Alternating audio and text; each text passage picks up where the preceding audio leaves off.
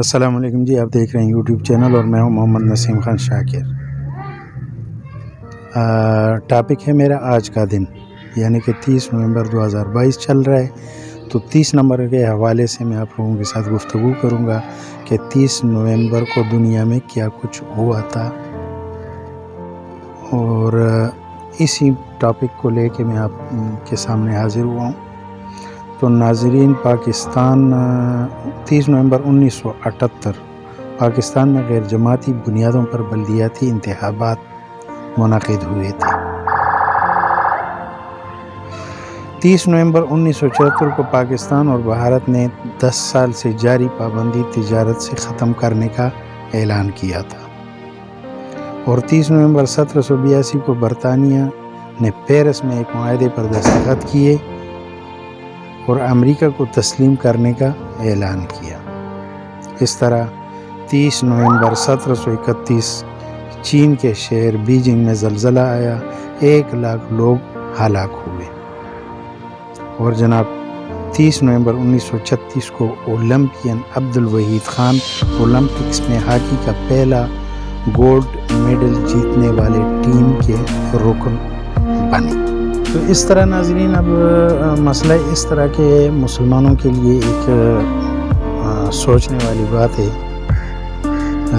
صلاح الدین ایوبی، نور الدین زنگی، محمد بن قاسم، خالد بن ولید اور اس طرح کے مجاہدین اللہ تعالیٰ نے ہمیں دیے تھے، جنہوں نے دنیا میں اپنا نام دین کے لیے روشن کیا تھا اور دین اسلام کو دنیا کے کونے کونے تک پہنچانے کی کوشش کی تھی۔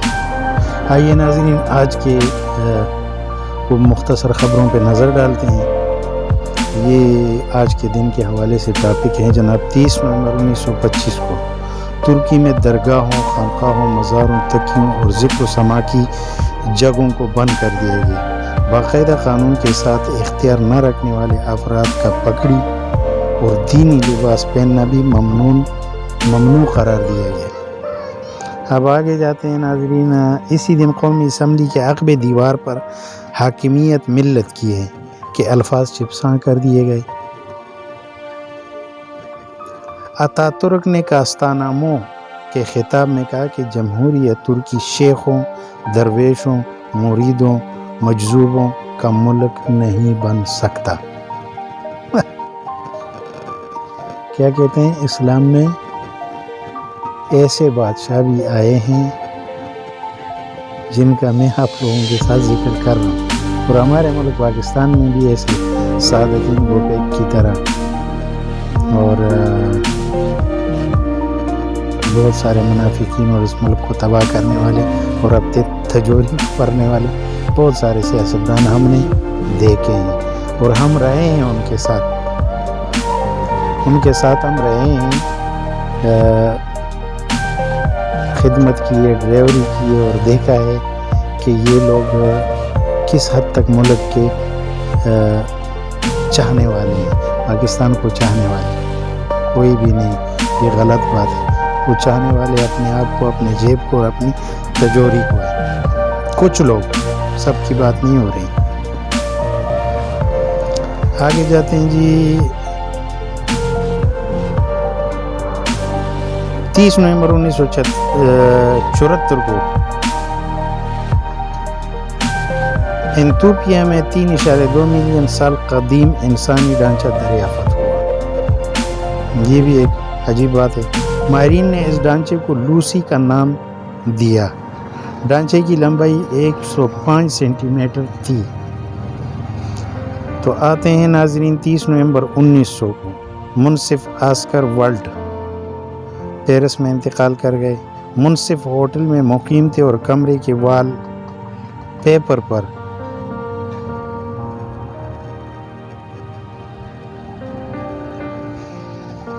چھاپا گیا تھا، لکھا گیا تھا کہ ہم میں سے ایک کو جانا چاہیے۔ ہو سکتا ہے کسی سے محبت کرتا تھا اور اس کو مارنا نہیں چاہتا تھا، خودکشی کی کہ ہم میں سے ایک کو جانا چاہیے، یا کسی سے کوئی درینہ دشمنی بھی ہو سکتی ہے، لیکن لگتا تو یہ ہے عشق والا معاملہ کہ عشق میں ناکام ہوا اور دین سے خلاص تھا تو خودکشی کی۔ یاد رہے کہ خودکشی کرنے والا جو ہے نا اس کو جہنم کے ایک تہہ خانے میں بند کیا جاتا ہے، اس کی معافی نہیں ہے، اور اس کے اوپر وہ تندور قسم کا ایک جگہ سمجھ لیں کہ اس کے اوپر پھر ڈھکن بند کر دیا جاتا ہے، اور اسے کہتے ہیں کہ وہ ابداً ابدا اسی جہنم کے وہ کڈا کندہ تندور میں رہے گا۔ اللہ معاف کرے۔ ان الفاظ نے جو منصف نے دیوار پہ چپساں کیے تھے ان سے منصف کے خودکشی کرنے کا احتمال خودکشی کرنے کے احتمال کو تقویت ملی تھی، اور یہ ظاہر ہو گیا تھا کہ منصف صاحب نے عشق میں ناکامی پر خودکشی کر لی۔ تو اصل میں ناظرین بات ہے، ویڈیو بھی لمبی ہو رہی ہے اور ہم چاہتے ہیں کہ اپنے ناظرین کے ساتھ زیادہ سے زیادہ گپ شپ کریں، لیکن آگے جاتے ہیں جناب۔ 30 نومبر 1974 کو پاکستان اور بھارت نے 10 سال سے جاری پابندی تجارت سے ختم کرنے کا اعلان کیا تھا۔ اب آگے آئیں جناب، تو 30 نومبر 1782 کو برطانیہ نے پیرس میں ایک معاہدے پر دستخط کیے اور امریکہ کو تسلیم کرنے کا اعلان کیا۔ پہلے امریکہ کو تسلیم نہیں کرتے تھے۔ اس کے بعد جاتے ہیں جی پاکستان میں ولادت کے حوالے سے، تو 30 نومبر 1936 کو اولمپئن عبدالوحید خان اولمپکس میں ہاکی کا پہلا گولڈ میڈل جیتنے والے ٹیم کے رکن۔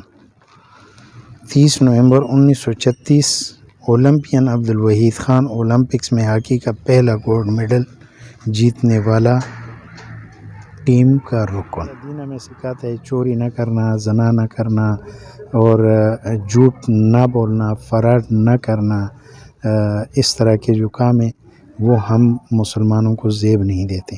اور دوسرا جو آج کل اسلام میں کثرت شراب نوشی میں نے دیکھی ہے اپنی آنکھوں سے، زیادہ تر بڑے لوگوں میں جو پاکستان کے سیاستدانوں میں سے ہیں ان میں سے کثرت شراب نوشی ہے۔ تو شراب پینے والے کے ایک گلاس اگر آپ پیتے ہیں نا تو 40 دن ایمان نہیں رہتا، اور یہی حربہ ہے کہ ہمارے اسلام کو کمزور کرنے کے لیے انگریزوں نے حضور صلی اللہ علیہ وسلم کے دین اور شریعت کے اصولوں پہ اپنے ملک میں قوانین نافذ کیے، اور ہمارے ملک میں برطانیہ کی حکومت کے جانے کے بعد ہمیں وہ منافقت، وہ دغا بازیاں چھوڑی ہیں جس نے ہم میں تفرقے پیدا کیے، تفرقے ہم کو مطلب یعنی کہ الگ الگ ٹولے میں تقسیم کر دیا۔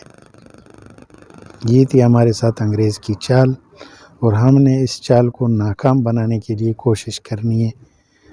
تو اجازت چاہیے ناظرین، اللہ حافظ۔